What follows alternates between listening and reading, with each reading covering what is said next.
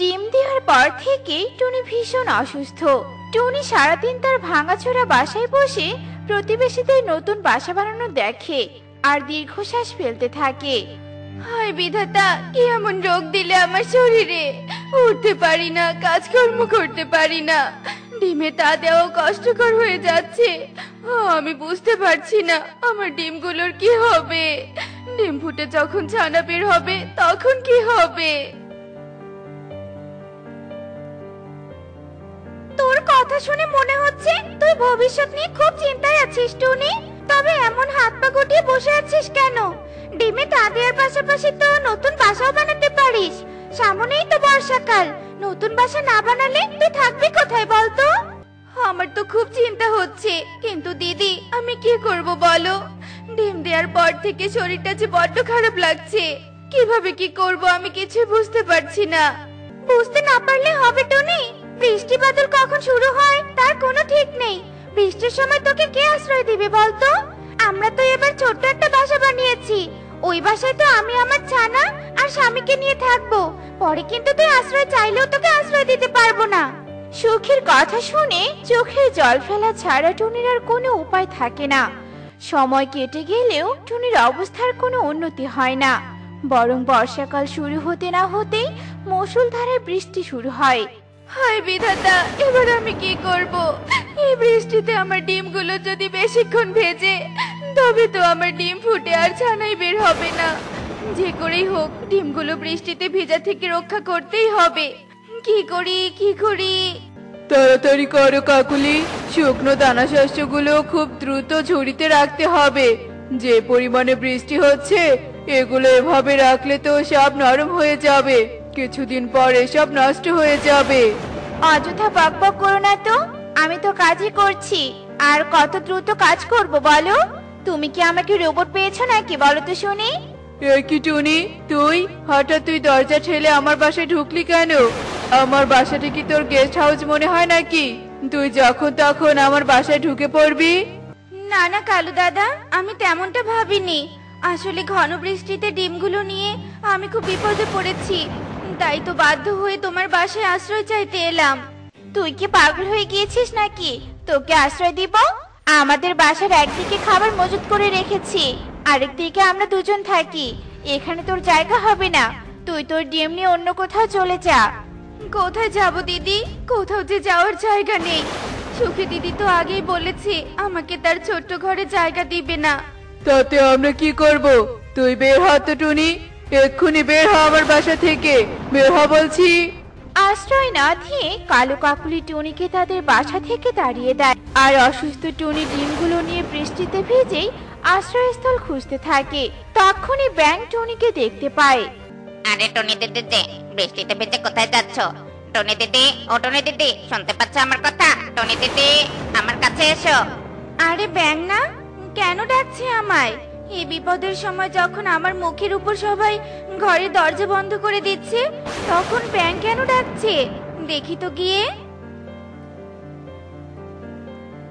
বৃষ্টির মধ্যে তুমি এভাবে ভিজছো কেন বলো তো? এসো এসো, জলদি আমার ছাতা নিচে এসো। এভাবে বৃষ্টিতে ভিজলে তো তোমার শরীর খারাপ হবে। শরীর খারাপের আর কিছু বাকি নেই ব্যাঙ। ডিম দেওয়ার পর থেকেই আমি অসুস্থ। ঘন বৃষ্টিতে বাসাটাও ভেঙে গেছে, তবুও কেউ আশ্রয় দিল না। আর তুই তোর এই ছোট্ট ছাতার নিচে আশ্রয় দিতে চাইছিস, তবে যে তোকে বৃষ্টিতে ভিজতে হবে ব্যাঙ। বুঝতে পেরেছি, তুমি এখানে থাকতে চাইছো না তো। তবে শোনো, কিছুটা পথ গেলেই তুমি একটা পরিত্যক্ত গুহা পাবে। তুমি চাইলে ওই গুহাতে আশ্রয় নিতে পারো। যাও টনি দিদি, আর বৃষ্টিতে ভিজো না। ব্যাঙের নিকট থেকে আশ্রয়স্থলের সন্ধান পেয়ে টুনি কিছুটা স্বস্তি পায়, আর টুনি উঠতে উঠতে সেই গুহায় যায়। কিন্তু গুহার ভিতরে ভুতুরে পরিবেশ দেখে টুনি খুব ঘাবড়ে যায়, আর টুনি ডিমের ঝুড়ি রেখে গুহার ভিতরে হাঁটতে থাকে। হঠাৎই টুনির ডানার সাথে কিছু একটা ঘর্ষণ হতেই গুহার ভিতর আলোকিত হয়, আর দৃশ্যমান প্রদীপ থেকে একটা দৈত্য বেরিয়ে আসে। জয় হুকুম মালকিন, আপনি আমাকে মুক্ত করে বড্ড উপকার করেছেন। বলুন মালকিন, আমি আপনার জন্য কি করতে পারি? আমি যে আপনার সেবায় নিয়োজিত। আরে আরে, এ তো দেখছি আলাদিনের প্রদীপের মতো কাহিনী। যাক বাবা, এতদিন পর বুঝি আমার ভাগ্যের দরজা খুলে গেল। কি হলো মালকিন, কি ভাবছেন বলুন?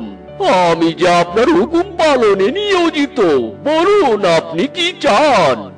এই মুহূর্তে একটা ঘর আমার ভীষণ দরকার।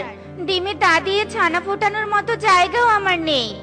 টুনির কথা শেষ হতে না হতেই দৈত্য জাদু করে ছোট্ট প্রদীপটাকে মুহূর্তেই প্রদীপ ঘরে পরিণত করে। আর প্রদীপ ঘর পেয়ে টুনি কোনো কিছু চিন্তা না করে প্রদীপ ঘরে আশ্রয় নেয়। এ কি, আমাদের ঘর এভাবে দুলছে কেন বলো তো? আমাদের ঘরে আবার ভূমিকম্প শুরু হলো নাকি? আরে তুমি এত আন্দাজ করছো কি করে? জলদি ঘর থেকে বের হও, বাঁচতে হলে এক্ষুনি ঘর থেকে বের হতে হবে। ওরে বাবারে, দৈত্য! ঘর থেকে বের না হলে তো ঘরের সাথে সাথে এতক্ষণে আমাদের প্রাণটাও চলে যেত। কিন্তু বনে দৈত্য এলো কোথা থেকে? আর দৈত্যটা আবার আমাদের ঘরে ভাবে ভাঙলো কেন? এবার আমাদের কি হবে? এ কথা বলে কবুতর হাউমাউ করে কাঁদতে থাকে। আর ঘর ভাঙার শব্দ ও কবুতরের কান্না শুনে বনের পশু পাখিরা এগিয়ে আসলেও দৈত্যকে দেখে ভয় পায়। কিন্তু দৈত্য আর কারো কোনো ক্ষতি না করে সকলকে অবাক করে চলে যায়। একই কাণ্ড, এই দৈত্য ওই গুহায় যাচ্ছে কেন? এই গুহায় তো টনি দিদি থাকার কথা। দৈত্য আবার টনি দিদির কোনো ক্ষতি করবে না তো? ওরে দৈত্য রে! আপনি যা বলেছিলেন আমি সেটাই করেছি মালকিন। কালু মালকিনকে ঘর থেকে তাড়িয়ে দিয়ে সব শস্য দানা নিয়ে এসেছি। সাব্বাস দৈত্য, উত্তম কাজ করেছিস। এভাবেই আমি সকলকে শাস্তি দিব। ওরা আমাকে আশ্রয় দেয়নি, আমি ওদের শান্তিতে থাকতে দিব না। আমি ওদের উপর প্রতিশোধ নিতেই থাকবো। যে টনি দিতেছে, তবে তোমার আর ওই পাখিদের মধ্যে তফাৎ কোথায় থাকলো? ওই পাখিরা দুদিনে তোমাকে সাহায্য করেনি, আর তুমি তোমার দৈত্যকে দিয়ে ওদের শাস্তি দিতে চাইছো?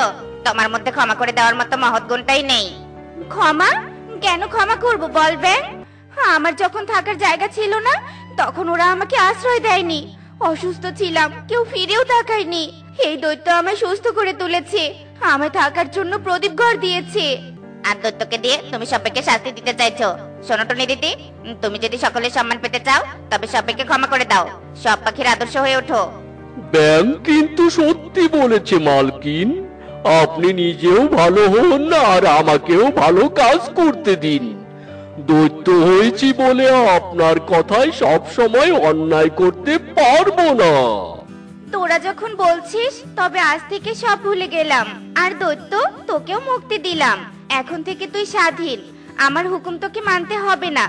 আমি আমার ছানাদের নিয়ে এই প্রদীপ ঘরেই থাকবো। এ কথা বলে টুনি প্রদীপ ঘরের ভিতরে চলে যায় আর দৈত্য অদৃশ্য হয়ে যায়।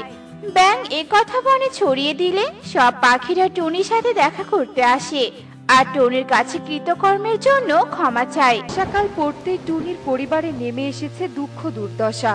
কেননা টুনির ভাঙা ঘর, থাকার মতো উপযুক্ত ঘর ছিল না। পুরো ঘর জুড়ে বৃষ্টির পানি পড়তো। আমাদের পুরো ঘর জুড়ে বৃষ্টির পানি পড়ছে। তুমি আর কত বালতি রাখবে? আমাদের ঘরের চাল যত ফুটো ততগুলো তো আমাদের বালতি নেই। তোর বাবা বেঁচে থাকলে আমাদের এভাবে কষ্ট করে চলতে হতো না রে মা। যা রোজগার করি তা দিয়ে তো সংসারে চলে না। নতুন ঘর কি করে তৈরি করব? মা দেখো, আমাদের ঘরটা কেমন দুলছে। মনে হচ্ছে এক্ষুনি ঘরটা পড়ে যাবে। মা, আমার তো খুব ভয় করছে মা। বাইরে ঝড় বৃষ্টি শুরু হয়েছে, আমার তো ঘর ভাঙাচোরা, যে কোনো মুহূর্তে ঘরটা ভেঙে পড়তে পারে। এক্ষুনি মেয়েটাকে নিয়ে ঘর থেকে বের হতে হবে। মা, আমাদের ঘরটা একদম ভেঙে গেল মা। এবার যে আপনি ঘর ছেড়ে হলাম মা। কাঁদিস না মা, বিধাতা যা করে ভালোর জন্য করে। আর যদি আমরা ঘরে থাকতাম তবে আমাদের কি হতো একবার বলতো? ভাগ্যিস আমরা ঘর থেকে বের হয়েছিলাম, তাই তো আমরা প্রাণে বেঁচে গেছি। মা, ও মা, কিন্তু বিদ্যুৎ চমকেছে, আমার তো খুব ভয় করছে। এভাবে ঝড় বৃষ্টিতে বাইরে থাকলে আমি তো মরেই যাব। এভাবে বলিস না রে মা, তুই ছাড়া আমার যে আর কেউ নেই। কাছেই তো কালু দাদার ঘর, আর কালু দাদা তো টোনার খুব ভালো বন্ধু ছিল।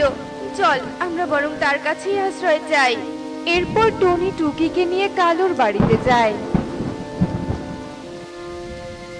কি টুনি, তুই এই ঝড় বৃষ্টিতে এখানে কি চাই? কালু দাদা, ঝড়ে আমার ঘরটা ভেঙে গেছে। আমার থাকার মতো একটা ঘরও নেই। তুমি কি আজ রাতটার জন্য আমাদের একটু আশ্রয় দিবে? আসলে ছোট মেয়ে তো, বাইরের ঝড় বৃষ্টি দেখে খুব ভয় পাচ্ছে। হ্যাঁ, আয় ঘরের ভিতরে আয়। এ কি কালু, তুমি ওদের ঘরে আনলে যে? আসলে টুনির ঘর নেই, ঝড়ে ভেঙে গেছে। রাতটুকু আশ্রয় চাইছে, তাই আশ্রয় দিলাম। টুনি, পাশেই দানা রাখা আছে, খেয়ে নে, আর কাল সকাল হলে চলে যাস। সেই রাতটা টুনি কালুর বাড়িতেই কাটিয়ে দেয়। পরের দিন সকাল হতেই কি রে টুনি, তোকে দেখে এত চিন্তিত লাগছে কেন? কি হয়েছে? তুই কি এখানে থেকে যাওয়ার কথা ভাবছিস? সে চিন্তা একদম মাথায় আনিস না। না না কালু দাদা, আমি ওসব ভাবছি না।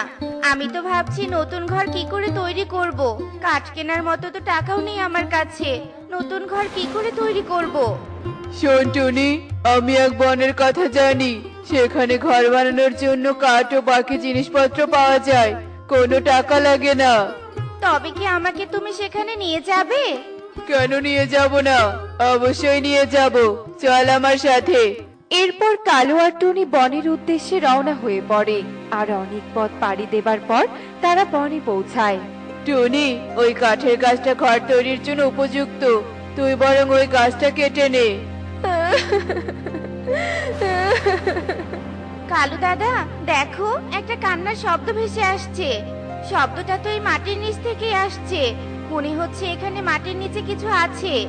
এসবে কান দিস না টুনি, যদি বিপদ হয়। আমাকে সাহায্য করো, সাহায্য করো। কালু দাদা, মাটি খুঁড়তে হবে। মনে হচ্ছে সত্যি কেউ বিপদে পড়েছে, নয়তো এমন কান্না। টুনি, এটা খুলিস না, আমার তো মনে হচ্ছে এখানে কোনো পেতনি রয়েছে। তুমি এত ভীতু কেন? ভয় পেও না কালু দাদা, আমার বিশ্বাস এটার মধ্যে কোনো খারাপ কিছু নেই। আরে, এ তো একটা পরী। হ্যাঁ, আমি পড়ি। আমি অনেক দিন ধরে এখানে বন্দি হয়ে পড়ে আছি। এক ভণ্ড তান্ত্রিক আমাকে এখানে বন্দি করে রেখেছিল, কিন্তু আজ তোমরা আমাকে মুক্ত করেছো। আমি তোমাদের কাছে ঋণী। বলো, তোমরা আমার কাছে কি চাও? আমি তোমাদের একটি করে ইচ্ছে পূরণ করব। আমাদের কিচ্ছু চাই না পরি, তুমি মুক্ত হয়েছো, এতেই অনেক। তা বললে তো হয় না। আমি ঋণ রেখে পরিরাজ্যে ফিরতে চাই না। বলো, তোমাদের কি চাই? কেবল একটি ইচ্ছে আমি পূরণ করব। এই তো সুযোগ, আমি বরং সোনার মোহর ভর্তি কলস চাই, তবে সারা জীবন আমি পায়ের উপর পা তুলে সুখে দিন কাটাতে পারবো। পরি, তুমি আমাকে এক কলস সোনার মুদ্রা দাও। টুনি, তোমার কি চাই? এরপর টুনি অনেক ভেবেচিন্তে পরীকে বলে, পরি, তুমি আমাকে এমন একটি আম গাছ দাও যে গাছে সারা বছর আম ধরবে। এরপর পরি দুজনের ইচ্ছা অনুযায়ী উপহার দিয়ে তার পরিরাজ্যে ফিরে যায়। টুনি, তুই বোকার মতো এত বড় সুযোগ পেয়েও সামান্য একটা আম গাছ নিলি। তোর একটা ঘর নেই, টাকা নেই, তুই তো টাকাও চাইতে পারতি। কালু দাদা, আমি অনেক ভেবেচিন্তেই গাছ চেয়েছি। তুমি একদিন ঠিক তা বুঝতে পারবে। এরপর টুনি তার আম গাছটি তার ভাঙা ঘরের পাশে রোপণ করে আর ছোট করে একটি ঘরও তৈরি করে। সত্যি কালু, ওই টুনিটা বড্ড বোকা, নয়তো কেউ একটা সামান্য গাছ চায়। যাকে ওর বোকামের জন্য ওকে সারা জীবন গরিবই থাকতে হবে। আর আমাদের দেখো, আমরা এই বনের সব থেকে ধনী পাখি। কালু, তুমি আমাকে একটা প্রাসাদের মতো বাড়ি বানিয়ে দাও। তবে তাই হবে, আমি তোমাকে রাজাদের মতো একটা প্রাসাদ বানিয়ে দিব। এরপর কালু বনের মধ্যে একটি প্রাসাদ তৈরি করে আর রাজকীয়ভাবে জীবনযাপন করতে থাকে। আর এদিকে টুনি ছোট্ট আম গাছের চারার যত্ন নিতে থাকে। একদিন সকালবেলা, মা মা, দেখে যাও কি কাণ্ড হয়েছে। কি হয়েছে রে মা? দেখো, এক রাতের মধ্যে আমাদের গাছ বড় হয়ে গেছে। আর দেখো, গাছে কত আমও ধরেছে। আরে তাই তো, সবই পরীর আশীর্বাদ। টুকি, এবার আমাদের আর কোনো অভাব থাকবে না মা। আমরা সারা জীবন আম বিক্রি করে সুখে দিন কাটাতে পারবো, কেননা এ গাছের আম সারা বছর ধরবে। এরপর টুনি আম বিক্রি করে তার সংসার চালাতে থাকে। দেখ টুনি, তোর বোকামোর ফল।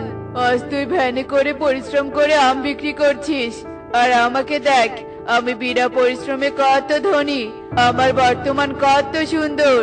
কালু দাদা, বর্তমান সুন্দরের পাশাপাশি আমাদের ভবিষ্যৎ সুন্দর করার কথাও চিন্তা করা উচিত। আর একটা কথা মনে রাখবে, পরিশ্রম না করে বসে বসে খেলে রাজার সম্পদও একদিন শেষ হয়ে যায়।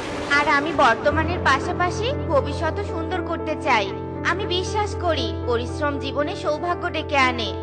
তোর এসব গানের বাণী শুনতে চাই না। আমি আজ কাকুলিকে নিয়ে সমুদ্রে ঘুরতে যাচ্ছি, আর তুই ভিখারির মতো আম বিক্রি কর। অতিরিক্ত বিলাসিতার জীবনযাপন করার জন্য কালুর সব সম্পদ ফুরিয়ে যায়, আর কালু ধীরে ধীরে সব হারিয়ে পথের ভিখারি হয়ে যায়। আর এদিকে টুনি আম বিক্রি করে তার উন্নতি করে। এখন সে বিরাট আমের জুসের কোম্পানির মালিক, আর তার আম গাছের আমের মাধ্যমে তার এমন উন্নতি। মা, আজ আমরা কত ধনী। একদিন আমাদের ঘর ছিল না, আর আজ আমাদের কোম্পানিতে কত পাখি কাজ করে। সব তোমার জন্য হয়েছে মা। হয়েছে হয়েছে, এখন চল তোকে স্কুলে দিয়ে আসি। ওগো, আমি মনে হয় আর বাঁচবো না। আমার খুব কষ্ট হচ্ছে কালু, আমাকে একটু জল খাওয়াবে? এক সময় আমার কাছে কত সম্পদ ছিল, আর আজকে তোমাকে খাওয়ানোর মতো অর্থটুকুও নেই। এ কি, তোমাদের এই অবস্থা কি করে হলো? টুনি, তুই ঠিকই বলেছিলি, শুয়ে বসে থাকলে রাজার সম্পদও ফুরিয়ে যায়, তাই তো আমাদের এ দশা। কালু দাদা, আমি জানি টাকা পয়সা সোনা চিরকাল থাকে না, আর অল্পতে বেশি কিছু পেলে সকলেই লোভী হয়ে ওঠে, তখন পরিশ্রম করতে চায় না। আর তাই আমি আম গাছ চেয়েছিলাম, আর ওই আম গাছের জন্যই আজ আমার এত উন্নতি হয়েছে। এজন্যই সকলে বলে আমাদের সব সময় সবকিছু ভেবেচিন্তে সিদ্ধান্ত নেওয়া উচিত। আমি তোকে বোকা বলেছিলাম না? আসলে প্রকৃত অর্থে আমি বোকা। আমি অনেক বড় ভুল করেছিলাম, আর তার মাসুল দিতে হচ্ছে এখন। সত্যি, অল্পতে বেশি কিছু পেলে তা চিরস্থায়ী হয় না, এটা আমি এখন বুঝতে পারছি। যদি আমি ভবিষ্যতের কথা চিন্তা করতাম, তবে আজ আমাদের এ অবস্থা হতো না। তোমরা আমার সাথে চলো। একদিন তোমরা আমাকে আশ্রয় দিয়েছিলে, তাই আজ আমি তোমাদের আশ্রয় দিব। কাকুলি দিদির চিকিৎসাও করাবো। এরপর টনি কালু কাকুলিকে তার বাড়িতে আশ্রয় দেয়, কাকুলির চিকিৎসা করায়, আর কালুকে কোম্পানিতে চাকরিও দেয়। আর সকলে মিলে আনন্দের সাথে দিন কাটাতে থাকে।